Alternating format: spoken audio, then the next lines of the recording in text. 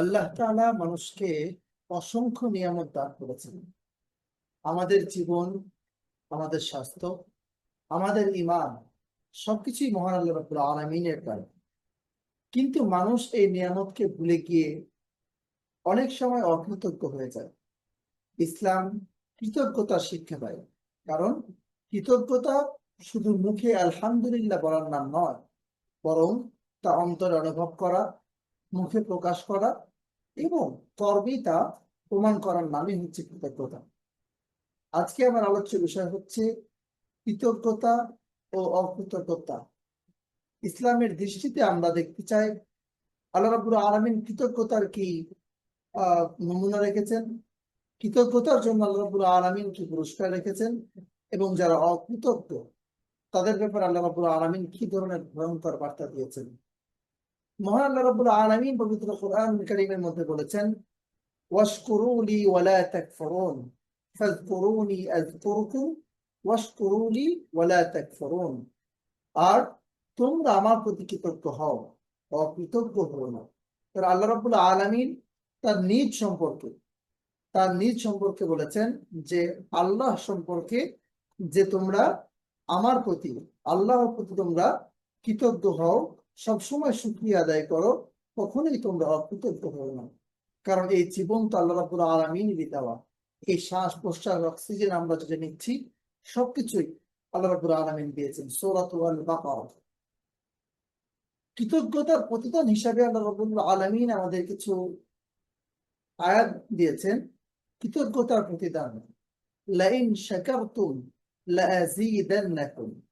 আল্লাহ রাব্বুল আলামিন বলেন সূরা ইব্রাহিমের মধ্যে, তোমরা যদি কৃতজ্ঞ হও, তোমরা যদি কৃতজ্ঞতা স্বীকার করো, তোমরা যদি শুকরিয়া আদায় করো, তবে আমি অবশ্যই তোমাদের আরো বৃদ্ধি করে দেব। অর্থাৎ তোমরা যেইটার উপরে কৃতজ্ঞতা করবো, অর্থাৎ তোমার রিজিক সম্পর্কে, তোমার চাকরি সম্পর্কে, তোমার ব্যবসা সম্পর্কে তোমরা যত বেশি কৃতজ্ঞ হবা, যত বেশি শুকরিয়া আদায় করবা, আমি তত বেশি সেটাকে বাড়িয়ে দিব, অথবা তত বেশি সেটার বৃদ্ধি, দিন দিন আমি সেটার আহ তার মান আরো বৃদ্ধি করে দেবো ইনশাআল্লাহ। আল্লাহ রাব্বুল আলামিন এটা বলেছেন সূরা ইব্রাহিমের মধ্যে যে তোমরা কৃতজ্ঞ হও, তবে আমি অবশ্যই তোমাদের তা বৃদ্ধি করে দিব, যার জন্য তোমরা কৃতজ্ঞ হয়েছো আমার কাছে। এখানে আল্লাহ রাব্বুল আলামিনের কৃতজ্ঞতার মধ্যে আমাদের সবকিছু সীমাবদ্ধ থাকলে হবে না, মানুষের প্রতি কৃতজ্ঞতা থাকা আমাদের জরুরি। ইন্নাল ইনসানা লিরাব্বিহি লাকানুত।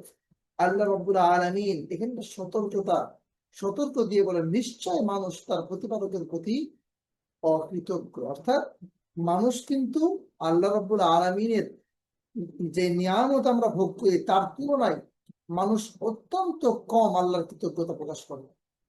তাই আল্লাহ রাব্বুল আলামিন এই বিষয়টাকে একটু আঁচ দিয়ে দেন সূরাতুল আদিয়াতের মধ্যে, ইন্নাল ইনসানা লিরাব্বিহি লাকানুত।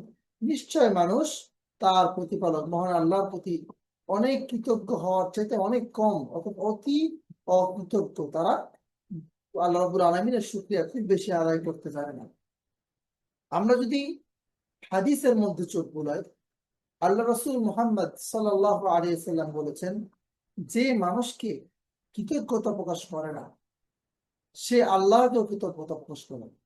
তিরমিজির মধ্যে হাদিসটি এসেছে, অর্থাৎ মান লা ইয়াশকুরিন নাস লা ইয়াশকুরিল্লাহ। অর্থাৎ যে ব্যক্তি মানুষের কৃতজ্ঞতা, তোমাকে কেউ একটু সাহায্য করেছে, কেউ হেল্প করেছে, কেউ আপনাকে ভালো জিনিস দিয়ে, ভালো কথা বলে, ভালো পরামর্শ দিয়ে সাহায্য করেছে, আপনি তার প্রতি কোনো কৃতজ্ঞতা দেখালেন না, তাকে শুকরিয়া বললেন না, তার প্রতি আপনার কোনো সহানুভূতি দেখালেন না, সে ব্যক্তি অবশ্যই আল্লাহর প্রতি সহানুভূতি দেখাবে না, এটি বোঝাই যায়। রাসূল সাল্লাল্লাহু আলাইহি সাল্লাম অন্য একটা হাদিসের মধ্যে বলেছেন, আল্লাহর বান্দা যখন কোনো খাবার খেয়ে প্রশংসা করে, তখন আল্লাহ তার প্রতি সন্তুষ্ট হয়। অর্থাৎ আল্লাহ রাব্বুল আলামিন আমাদেরকে যত খাবার দিয়েছেন, আমরা পৃথিবীতে যাই খাই সেগুলো আমাদের রিজিকের অন্তর্ভুক্ত। তো এই রিজিক তো আল্লাহ রাব্বুল আলামিন আমাদেরকে দান করেছেন। সেই রিজিক আমরা খাওয়ার পরে যদি তার শুকরিয়া আদায় করি, আলহামদুলিল্লাহ করে খাবার শেষে, এবং মন থেকে বিশ্বাস করি যে আল্লাহ রাব্বুল আলামিন আমাকে এই ভালো খাবারটা খাওয়ালেন, অথবা আজকে যে খাবারটা আমার ভাষা অত বেশি ভালো না, সেটা আল্লাহ রাব্বুল আলামিন দিয়েছেন, ভবিষ্যতে আরো ভালো আমাকে আল্লাহ রাব্বুল আলামিন খাওয়াবেন, এই ধরনের প্রশংসা যদি আমরা করি, তাহলে আল্লাহ রাব্বুল আলামিন অনেক বেশি খুশি হন। এই বিষয়টা আল্লাহ রাব্বুল আলামিন রাসূল সাল্লাল্লাহু আলাইহি ওয়াসাল্লামের মাধ্যমে আমাদেরকে জানিয়েছেন। অন্য একটা হাদিসের মধ্যে রাসূল সাল্লাল্লাহু আলাইহি ওয়াসাল্লাম বলেছেন, তোমাদের মধ্যে যার সকাল হয় নিরাপদ অবস্থায়, সুস্থ দেহে এবং দিনের খাবার রয়েছে, তার জন্য যেন পুরো দুনিয়া সমবেত করা হবে। অর্থাৎ তোমাদের শুকরিয়া আদায় করার ব্যাপারে আল্লাহ রাব্বুল আলামিন এই বিষয়ে আল্লাহ রাসূল সাল্লাল্লাহু আলাইহি ওয়াসাল্লাম আমাদেরকে বারবার বলেছেন, তোমরা আল্লাহ রাব্বুল আলামিনের শুকরিয়া আদায় করো। এখানে আমাদের কিছু বিষয়ের দিকে লক্ষ্য রাখতে হবে।